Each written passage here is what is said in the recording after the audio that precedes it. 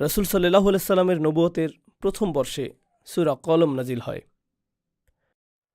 অবস্থা তখনও কঠিন হয়নি, কুরাইশরা তখনও সহিংস হয়ে ওঠেনি, প্রকাশ্য হামলা শুরু হয়নি।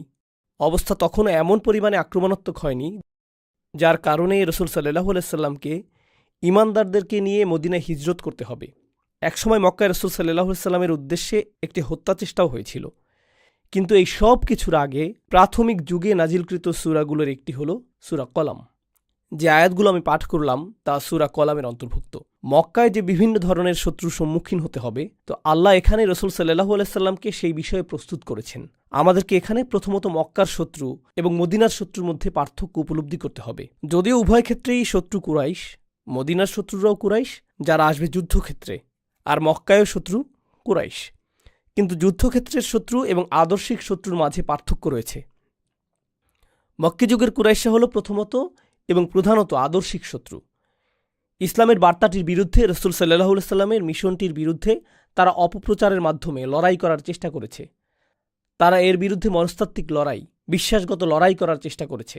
এটা হলো প্রথম যুদ্ধ। আর যুদ্ধক্ষেত্রের লড়াইটি ছিল দ্বিতীয় যুদ্ধ।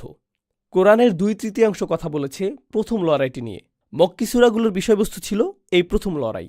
আর এমনকি এই লড়াইটি প্রবল রূপ ধারণ করার আগে, মক্কার সেই আদর্শিক লড়াইটি প্রবল হওয়ার আগেই রাসূল সাল্লাল্লাহু আলাইহি সাল্লামকে প্রস্তুত করা হচ্ছে যে কী ধরনের আক্রমণ আসতে যাচ্ছে। এখানে সূরা কলামে 2 ধরনের আক্রমণের কথা এসেছে, আর ঠিক পরের সূরাটি সূরা হাক্কাতে বাকি আক্রমণগুলোর বিষয়ে এসেছে। তো আজকের খুতবায় আমি চাই যে সংক্ষেপে হলেও আপনারা এই 2 ধরনের আক্রমণের পার্থক্য সম্পর্কে জানুন। এক ধরনের আক্রমণকে আসলে আক্রমণ বলা হয় না। এটাকে মনে হয় যে কেউ আপনার জন্য খারাপ অনুভব করছে, কেউ আপনার জন্য দুঃখ বোধ করছে। যেমন আপনি শুনলেন যে রাসূল সাল্লাল্লাহু আলাইহি সাল্লাম সম্পর্কে মানুষজন বলছে যে তিনি উম্মাদ। যখন কেউ উম্মাদ হয়ে যায় অথবা তাকে জিন আক্রান্ত করে, মাজনুন শব্দটি এই উভয় অর্থই প্রকাশ করে। জুন্না আকলুহু আও আলাইহি জিন এর অর্থ হতে পারে যে তার মস্তিষ্ক আর কাজ করছে না, তার চিন্তাশক্তি আচ্ছন্ন হয়ে আছে। সে হয়তো কোনো ধরনের বাইপোলার ডিসঅর্ডার বা সিজোফ্রেনিয়া অথবা কোনো ধরনের মানসিক রোগে আক্রান্ত। এটা মাজনুন শব্দটির একটি অর্থ। এর আরেকটি অর্থ হলো কোনো শয়তান অথবা জিন তাকে আছর করেছে। প্রাচীন সময়ে এই 2 ধরনের অর্থই প্রযোজ্য ছিল। কিন্তু যখন তারা নবীজি সম্পর্কে এটা বলতো, তারা এটা বোঝাতো না যে তার উদ্দেশ্য খারাপ, বরং এরকম বলতো তার এতে কোনো দোষ নেই, বেচারার বুদ্ধি লোপ পেয়েছে, নাউজুবিল্লাহ। এভাবেই তারা রাসূল সাল্লাল্লাহু আলাইহি সাল্লাম সম্পর্কে কথা বলতো। তো এখানে তারা ইসলাম অস্বীকার করছে, কিন্তু রাসূল সাল্লাল্লাহু আলাইহি সাল্লামের চরিত্রকে আক্রমণ করছে না। তারা শুধু বলছে যে সে অসুস্থ, সে স্বাভাবিক না, আমরা তার জন্য দুঃখবোধ করছি। তো এটা একটা আক্রমণ, কিন্তু আক্রমণটি তার চরিত্রের উপর না। এটা তার চরিত্রকে সরাসরি আক্রমণ করে না, শুধুমাত্র তার বক্তব্যকে অস্বীকার করার একটা উপায়। আর এর বিপরীতটা আপনি পাবেন সূরা হাক্কাতে। সূরা কলামের শুরুতে এবং শেষে আল্লাহ বলছেন, মা আনতা বিনিআমাতি রাব্বিকা বিমাজনুন, অথবা লা ইউযলিকুনা বিআবসারিহিম লাম্মা সামিউ যিকরা ওয়া ইয়াকুলুনা ইন্নাহু লামাজনুন। এগুলোই সূরা কলামে বর্ণিত অভিযোগ। যখন আপনি সূরা হাক্কাতে যাবেন, আপনি দেখবেন যে তারা তাকে কবি আখ্যায়িত করেছে, তারা তাকে মন গণনাকারী বলেছে। আর একজন কবি এমন ব্যক্তি যে মানসিক বিকারগ্রস্ত নয়। সে যা লিখবে তা নিয়ে সে পরিকল্পনা করে, চিন্তা করে, সে সৃজনশীল, সে এমন কিছু সৃজন করে যা মানুষকে প্রভাবিত করে। তো এখন তারা রাসূল সাল্লাল্লাহু আলাইহি সাল্লামের চরিত্রের প্রতি অভিযোগ আনছে। তো একটি হলো প্রত্যক্ষ আক্রমণ, আরেকটি হলো পরোক্ষ আক্রমণ। আর আসলে প্রত্যক্ষ আক্রমণটির মোকাবেলা করা অধিকতর সহজ। কমপক্ষে আপনি আপনার শত্রুকে চিনেন, সে আপনার চোখের সামনে, সে আপনাকে মিথ্যাবাদী অথবা এটা সেটা বলছে, কিন্তু পরোক্ষ আক্রমণটি আপনার উদ্দেশ্যে করা হয় না। তারা যদি রাসূল সাল্লাল্লাহু আলাইহি সাল্লামকে মানসিক বিকারগ্রস্ত বলে, রাসূলকে শোনানো এর উদ্দেশ্য না। তারা তার চারপাশের মানুষদের বলতে চাইছে যে তিনি মানসিক বিকারগ্রস্ত, অতএব তারা যাতে তাকে গুরুত্ব না দেয়। কারণ তারা যদি রাসূল সাল্লাল্লাহু আলাইহি সাল্লামের চারপাশের মানুষদের কাছে এসে বলে যে সে একজন মিথ্যুক, সে একজন কবি, সে মন গণনাকারী, তার ভিন্ন পরিকল্পনা রয়েছে, তো তখন তারা বলবে যে আমরা তাকে সারা জীবন ধরে চিনি, তিনি একজন সৎ মানুষ, তোমরাই বরং মিথ্যাবাদী। তো এটা কাজে দিবে না। তাই তাদেরকে এমন একটা কৌশল নিয়ে আসতে হবে যা রাসূল সাল্লাল্লাহু আলাইহি সাল্লামকে জনবিচ্ছিন্ন করে দিবে। আর এটাই সেই জনবিচ্ছিন্নকারী কৌশল যা তারা উদ্ভাবন করেছিল। এসো এটা ছড়িয়ে দেই যে জিন তার উপর আছর করেছে। কিন্তু আপনি যদি মনোযোগ দিয়ে রাসূল সাল্লাল্লাহু আলাইহি সাল্লামের বক্তব্য শুনেন, কোরআন যা বলেছে তা নিয়ে আপনি যদি 1 মিনিটও চিন্তা করেন, আপনি তাৎক্ষণিক উপলব্ধি করবেন যে এটা কোনো জিনের কথা নয়।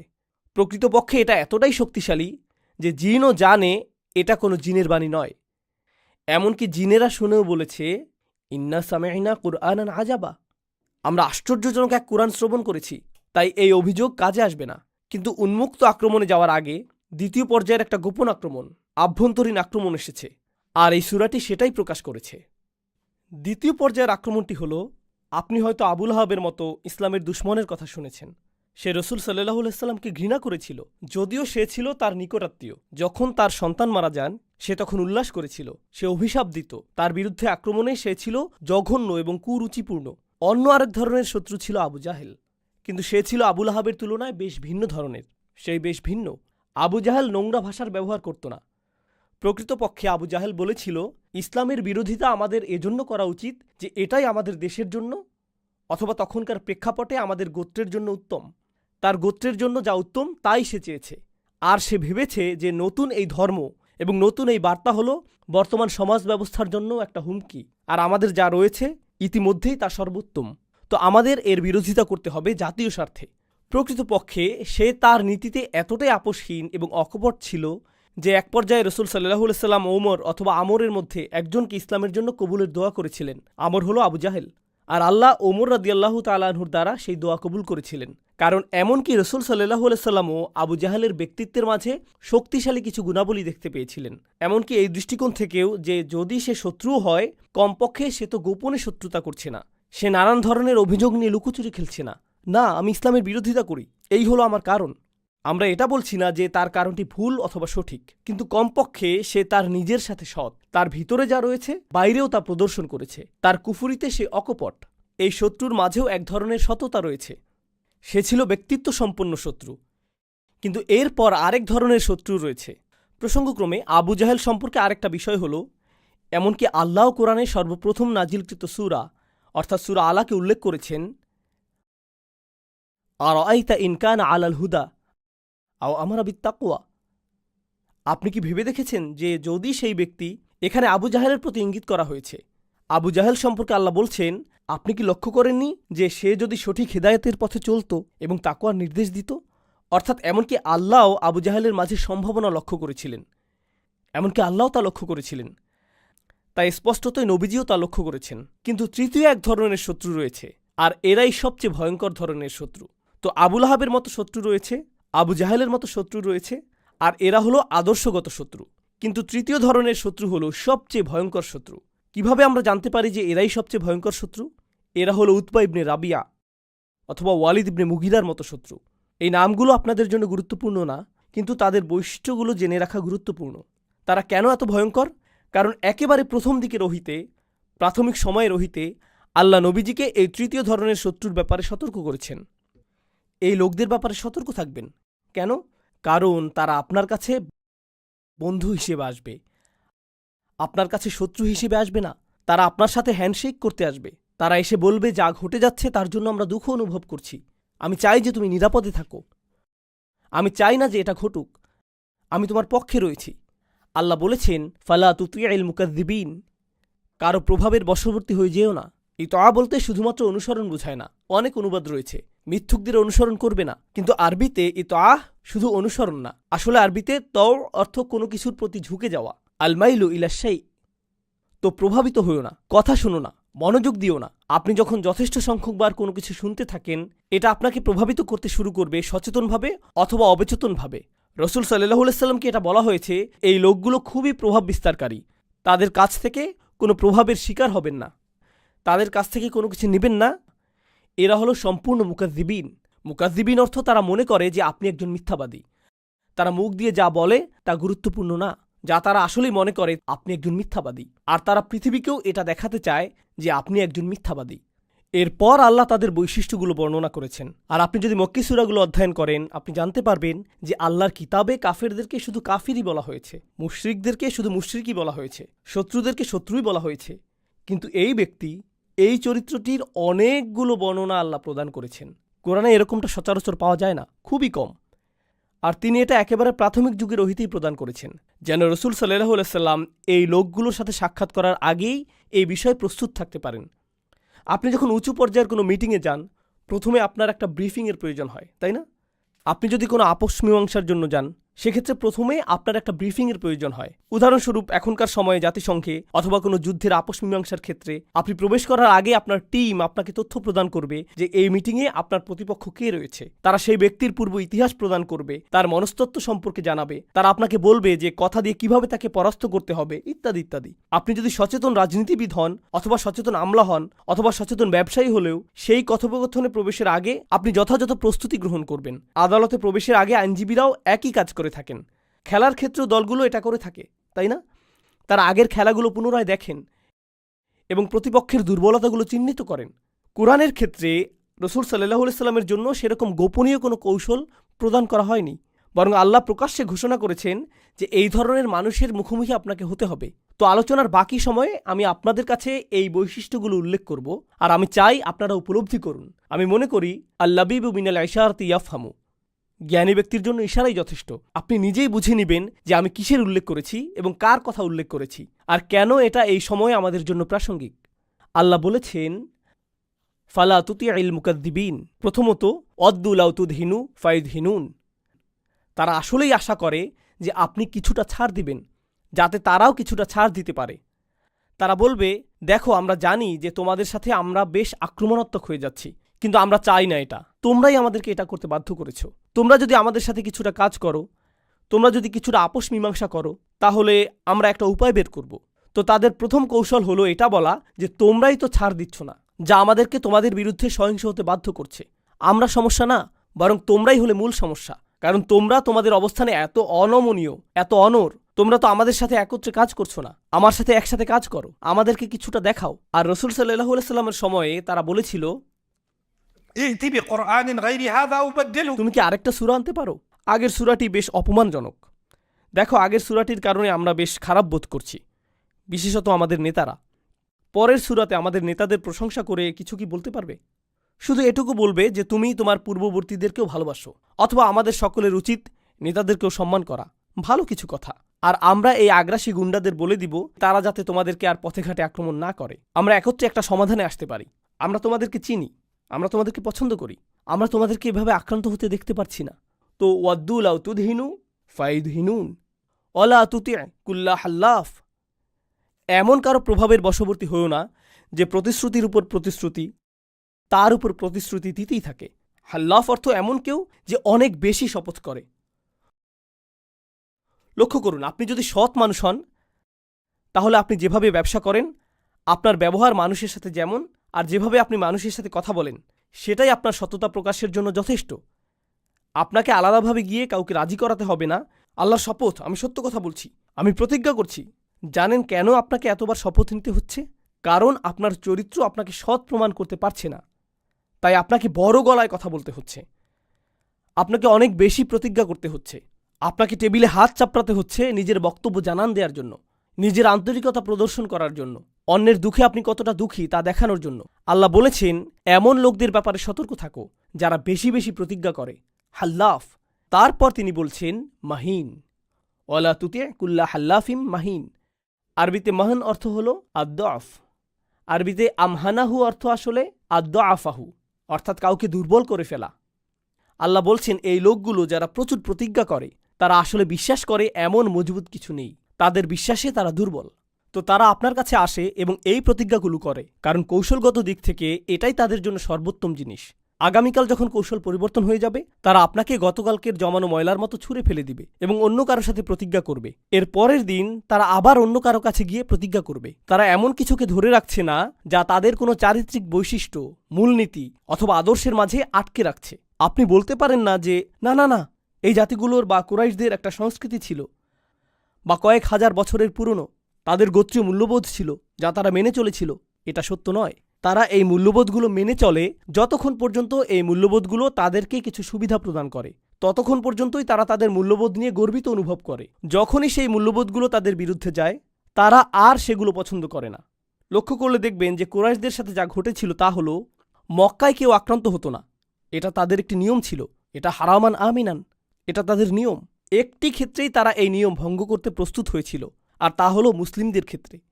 যে কেউ যে কোনো জায়গা থেকে এসে যে কোনো মূর্তির চারপাশে তাওয়াফ করতে পারে, যা খুশি বলতে পারে, মদ্যপান করতে পারে, যা ইচ্ছা তাই করতে পারে। মক্কার মধ্যে কোনো সহিংসতা ঘটত না। ব্যতিক্রম ছিল মুসলিমরা, তারাই একমাত্র ব্যতিক্রম। আপনি এমন মানুষ দেখবেন যারা বলে, আমরা মত প্রকাশের স্বাধীনতায় বিশ্বাস করি, এগুলো আমাদের মূল্যবোধ, আমরা জীবন দিয়ে হলেও এগুলো ধরে রাখব, আমাদের অধিকার রয়েছে প্রতিবাদ করার, ঘোষণা করার, বিতর্ক করার, নিজ ধর্ম পালন করার। কিন্তু রাজনৈতিকভাবে এটা কিছুটা সমস্যাজনক হয়ে দাঁড়ানোর এবং অন্যদের দৃষ্টিতে এটা খারাপ মনে হবার আগ পর্যন্ত আমরা এতে বিশ্বাস করি। কিন্তু বাক স্বাধীনতায় কিছুটা সংশোধনীর প্রয়োজন। তো বুঝতে পারছেন যে এই আয়াতটি কেন এত গুরুত্বপূর্ণ। তারা অনেক বেশি প্রতিজ্ঞা করে থাকে, কিন্তু কোনো কিছুতেই তারা প্রকৃতপক্ষে বিশ্বাস করে না, কিছুতেই না। তবে তারা একটা বিষয় ঠিকই বিশ্বাস করে, যা পরবর্তীতে আলোচনায় আসবে। আল্লাহ নিজেই আমাদেরকে বলবেন তাদের ধর্ম কোথায়, তাদের ধর্ম কি, কিন্তু সেটা আসবে শেষের দিকে। ওয়ালা তুতি আকুল্লাহ হাল্লাফিম মাহিন, তিনি এখানেই থেমে যাননি। তারা আপনার কাছে এসে এই সকল প্রতিজ্ঞা করে। তারা আপনার কাছে আসে নিজেদের মধ্যকার কোনো প্রত্যয় নিয়ে না, বরং আপনাকে আপনার অবস্থান থেকে বিচ্যুত করার জন্য। তারা চায় যে আপনিও তাদের মতো হয়ে যান। তারা আসলেই কোনো কিছুতে বিশ্বাস করে না। এই একই জিনিস তারা আপনার জন্যও চায়। তারা ছাড় দিতে চায় এবং আপোষ মীমাংসা করতে চায়, পক্ষ পরিবর্তন করতে চায়। আপনি এমন কেউ হতে পারেন যে কট্টরপন্থী রিপাবলিকান, কিন্তু ডেমোক্রেটদের সাথে গোপন বৈঠক সম্পন্ন হয়। আপনি কট্টরপন্থী ডেমোক্রেট হতে পারেন আর গোপনে আপনি রিপাবলিকানদের সাথে বৈঠক করেছেন, এটাই কোনো সমস্যা নেই। আপনি জনগণের স্বার্থ নিয়ে বক্তৃতা দিচ্ছেন আর পিছনে আপনি ক্ষমতা পাওয়ার জন্য বিভিন্ন পক্ষের হাত পা ধরছেন, তাদেরকে সিজদা করছেন, তাই না? এটাই বাস্তবতা। তো তারা আশা করছে যে আপনিও তাদের মতো হয়ে যাবেন। তারা মনে করে যে আপনিও আপোষ মীমাংসা করবেন, তারা যে খেলায় মেতেছে আপনি সেরকম করবেন। কিন্তু আল্লাহ তার রসুল সাল্লাল্লাহু আলাইহি সাল্লামকে বলছেন যে কারণে আপনি কখনো এই লোকদের সাথে চলতে পারবেন না, তা হলো এই সকল কিছুর আগে আল্লাহ তার রসুল সাল্লাল্লাহু আলাইহি সাল্লাম সম্পর্কে বলেছেন, ওয়া ইন্নাকা লা আলা খুলুকিন আযীম, নিশ্চয়ই আপনি মহান চরিত্রের উপর অধিষ্ঠিত। আপনি ছাড় দিয়ে চলেন না, আপনার মূলনীতি রয়েছে, আপনি অনড় থাকেন। তো এটা হলো তারা যখন আপনার কাছে থাকে এবং আপনার সাথে কথা বলে। এরপর আপনার পিছনে তারা কি করে? প্রতিজ্ঞা করার পরে এবং নিরাপত্তা দেওয়ার পরে তারা চলে যায় হাম্মাজ। এরপর তারা আপনার বিরুদ্ধে অপবাদ রটাতে থাকে, আক্রমণ করতে থাকে। আরবিতে হামজ হলো যখন তীর চামড়া ভেদ করে ভিতরে প্রবেশ করে এবং ভিতরে আটকে যায়, আর যখন আপনি তীরটিকে বের করতে চান এটা চামড়া ছিঁড়ে ফেলে। আপনারা ওয়াইলুল লিকুল্লি হুমাজাতিল লুমাজা সূরাটা জানেন, তাই না? আবার হামাজাতি শায়াতিন কোরআনে এসেছে। হামিজ অথবা হাম্মাজ হলো এমন কেউ যে জানে যে কারো পেছনে কি ধরনের আক্রমণ করতে হবে, যা একটি প্রভাব ফেলবে। তো রসুল সাল্লাল্লাহু আলাইহি সাল্লামের ক্ষেত্রে তারা কি করেছিল? সবাই তো নবীজিকে পছন্দ করত। রসুল সাল্লাল্লাহু আলাইহি সাল্লাম নবুয়তের ঘোষণা দেওয়ার আগে, তিনি যে রসুল তা ঘোষণা করার আগে ৪০ বছর ধরে তিনি মক্কার অধিবাসী ছিলেন। ভালো মানুষ হিসেবে মক্কায় ছিলেন। ব্যবসার মাধ্যমে মানুষ তাকে চিনত, আত্মীয়তার কারণে মানুষ তাকে চিনত, বন্ধু হিসেবে মানুষ তাকে চিনত। এখন আপনি মানুষের মাঝে তার ব্যাপারে খারাপ ধারণা সৃষ্টি করবেন, এটা তো কাজ করবে না। উম্মাদ আখ্যায়িত করাটা কাজে দেয়নি, জিনে আক্রান্ত হওয়ার অভিযোগটি কাজ করেনি। তো এখন যেহেতু তিনি ছাড় দিচ্ছেন না, মক্কাতে আপনাকে তার বিরুদ্ধে বদনাম সৃষ্টি করতে হবে। আপনি কারো কাছে গিয়ে বলবেন মুহাম্মদ প্রকৃতপক্ষে একটা সমস্যা, সাল্লাল্লাহু আলাইহি সাল্লাম তারা বলে না, কিন্তু আমরা বলি সে আসলেই সমস্যা। সে কেন সমস্যা হবে? সে তো অনেক ভালো মানুষ। সে সমস্যাজনক বলতে তুমি কি বোঝাচ্ছ? আর এই লোকটি যার সাথে আপনি কথা বলছেন সে পারিবারিক মূল্যবোধে বিশ্বাস করে। তো আপনি তার কাছে গেলেন এবং বললেন, জানো মুহাম্মাদের সমস্যা কোনটা? সে পরিবার ভেঙে দিচ্ছে। কি? মুহাম্মদ পরিবার ভেঙে দিচ্ছে? হ্যাঁ হ্যাঁ, সন্তান তার বাবার বিরুদ্ধে যাচ্ছে, স্ত্রী তার স্বামীর বিরুদ্ধে যাচ্ছে, স্বামী তার স্ত্রীর বিরুদ্ধে যাচ্ছে, মানুষ তাদের পরিবারের বিরুদ্ধে বিদ্রোহ করছে, সে পরিবার ধ্বংস করছে। তুমি জানো না সে পরিবার ব্যবস্থার জন্য একটা হুমকি? ও, তাহলে তো এটা ভালো না। তো সে জানে যে এই লোকটিকে কি বলতে হবে। সে অন্য আরেকজনের কাছে গেল যে হলো পুঁজিবাদী, জানো মোহাম্মদ ব্যবসার জন্য ক্ষতিকর? আর সেই লোকটি বলল, ব্যবসার জন্য ক্ষতিকর বলতে তুমি কি বোঝাচ্ছ? আমরা যদি তার ধর্ম পালন করি তাহলে মক্কায় আমরা অনেক আর্থিক ক্ষতির সম্মুখীন হব, আমরা প্রচুর তীর্থযাত্রী হারাবো। সকল গোত্র যারা বিভিন্ন মূর্তি পূজার জন্য এখানে আসে তারা আর এখানে আসবে না, আমাদের ব্যবসা ক্ষতিগ্রস্ত হবে। কিছু মানুষ পরিবার নিয়ে উদ্বিগ্ন, কেউ নিরাপত্তা নিয়ে, কেউ অর্থ উপার্জন নিয়ে। আর এই লোকটি জানে যে কাকে দিয়ে আক্রমণ করাতে হবে, কিভাবে রাসূল সাল্লাল্লাহু আলাইহি সাল্লামের সুনাম নষ্ট করা যাবে। আল্লাহ বলেছেন, তাদের মিথ্যা প্ররোচনায় প্রভাবিত হও না। ফালা তুতি' কুল্লা হাম্মাজ মাশাইম বিনামিম। তারা হেঁটে বেড়ায়, তারা বিভিন্ন আসরে ঘুরে বেড়ায় এবং তারা নামিমাহ করে বেড়ায়। আরবিতে নামিম শব্দটি এসেছে নাম অথবা নিম্মাহ থেকে। আরবিতে নিম্মাহ হলো খুবই হালকা বাতাস। আপনি যদি একটি মাঠের পাশ দিয়ে হেঁটে যান যার মধ্যে ফুল রয়েছে আর আপনি খুব সামান্য ফুলের ঘ্রাণ পান, এটাকে আরবিতে নিম্মাহ বলা হয়। আর এমন কিছু যা খুবই নাজুক, এটাকেও বলা হয় নাম্মাহ। এজন্য একটি হাদিসে রসুল সাল্লাল্লাহু আলাইহি সাল্লাম বলেছেন, লা তুমাথিলু নাম্মাতাল্লাহ। পশু পাখিদের সম্পর্কে বলতে গিয়ে নবীজি বলেছেন, আল্লাহর নাম্মাহকে শাস্তি দিয়ে দৃষ্টান্ত স্থাপন করো না, অর্থাৎ পশু পাখিরা নাজুক। তো এখানে নামিম বলতে বোঝায় সে ঘুরে বেড়ায় আর সূক্ষ্ম কিছু জিনিস ছড়িয়ে বেড়ায়, যা উত্তেজনার সৃষ্টি করে।